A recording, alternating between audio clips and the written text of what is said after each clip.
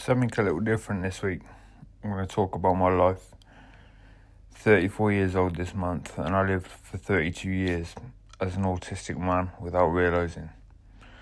I suffered through school and through my teens, 20s, thinking I was just a weird man that didn't fit in. I tried desperately to fit in a world that probably hasn't been made for me. I did everything I could to try and be liked, and now I realise I'm trying to be liked by people I don't even really like. I wasn't born to fit in. I went through school. It wasn't a place for me. I couldn't settle. I couldn't really understand what it was all about. So I tried to be the class clown. That didn't work. I was made to feel silly. I was made to feel small.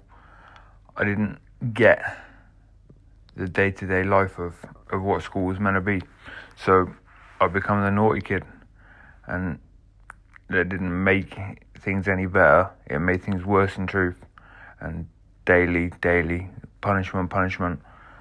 I was the class clown because I wanted to fit in with people I didn't like. And then we move on. At 15, I did my GCSEs, I left school, I went to work. A lot of prospects ahead of me because I'm a hard worker. But in a bid to fit in again, at 17, I turned to drugs. With my addictive personality, not only did I turn to drugs, I started selling drugs. Because with that, I could get more drugs, I could give more to other people. Therefore, I thought I would then have friends. You realise when you've been caught for drug dealing that your friends you thought were your friends, they're gone. They disappeared real quick, and then I was back on my own. I moved away.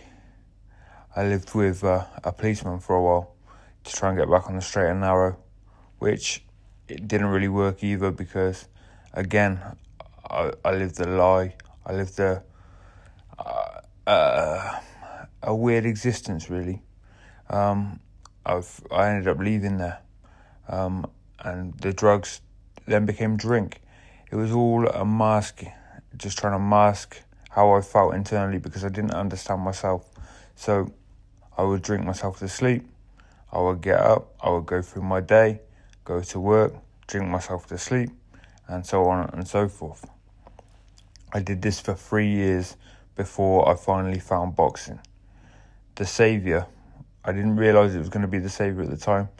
And for 9 years, it wasn't really the saviour because I would train really hard. I'm an addict, so I would be addicted to boxing for a short while, and then I would go back to drink. I would be addicted to boxing for a short while, and then I'd go back to drink. And I never understood why I couldn't just be normal. But now I realise I'm not normal, and that's what makes me special. I'm not a normal person. I never have been a normal person, and my bid to fit in was the issue. I wasn't born to fit in. I didn't need to fit in. I didn't want to fit in. But in a world where you're meant to fit in, that's what I thought was normal. It took me until 29. I met my wife through a weird situation, really. I was drunk one night. I fell out with my current boss. I left my job through sheer foolishness, really. And because of that, I was forced into buying a gym. But that turns out to be the best decision of my life. I met my wife. The two of us were both alcoholics without us realising. Mine habitually, because I get addicted to habits, I get addicted to patterns, and my wife addicted, not through that, but physically dependent. We worked hard to get together, and we're both now sober out the other side. Still, though, something wasn't normal for me. I didn't understand why. I can't stand noise. I can't stand certain things like noise patterns, and I have the same routine. I do the same things at the same times every single day. And by the weekends, life becomes hard for me. I'm socially very awkward.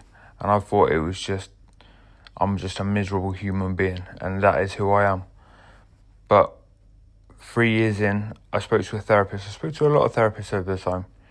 And I found out that I was autistic. We spent a lot of time trying to understand what that meant. And now learning about that, it makes life seem so obvious. But it's still difficult. It's probably more difficult now than it ever has been because I understand myself so well. But it's understandable now. I can manage it. I just need time to myself sometimes. When I say I want to be in a dark room, that's not what I mean. I don't mean I'm going to hide in a dark room, but I can't be in social situations too often because my social battery burns out. I see things from the outside looking in now, and I hear people say, oh, such and such is a weird man. We're not weird people at all. We're very normal, but we're not built for this world, really, and it's tough. It's tough. We're not built for this life, but we are superhuman. We have our strengths, we have our weaknesses, like everyone else, but they're heightened. They're different. We're special. I don't know how to explain it, but for some reason, it's not normal, but it's special.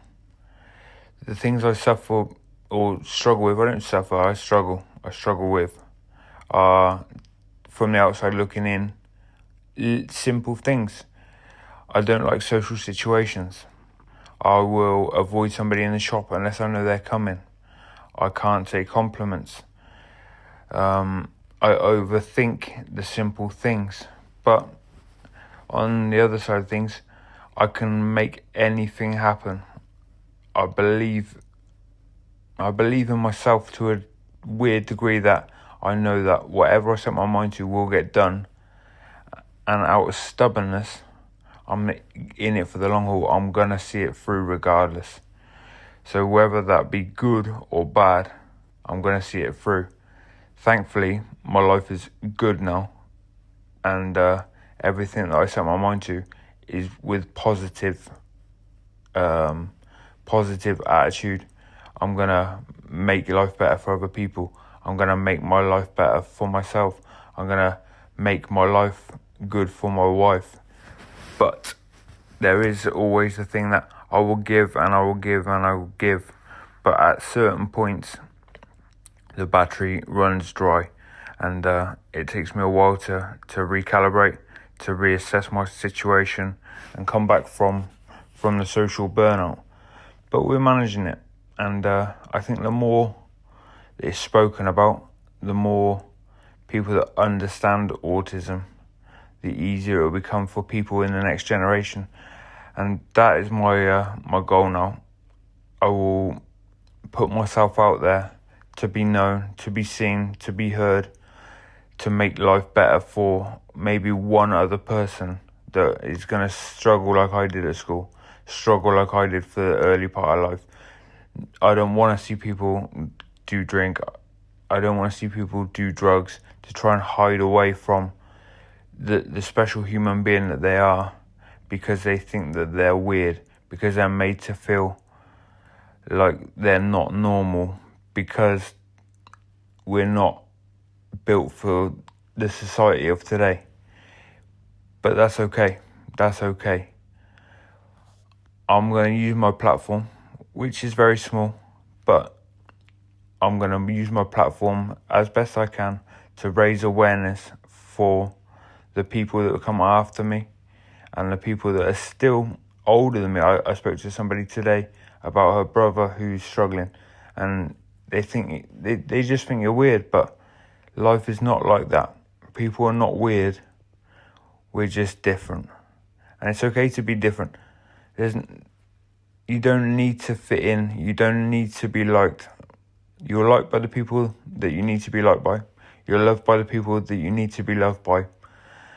And the people that don't love you, the people that don't like you, the people that don't allow you to fit in, they're not for you. They're not built for you. They don't need to be with you. They don't need to be around you. But one thing I will say is, if you know somebody that is struggling, is suffering, don't make them feel bad for it.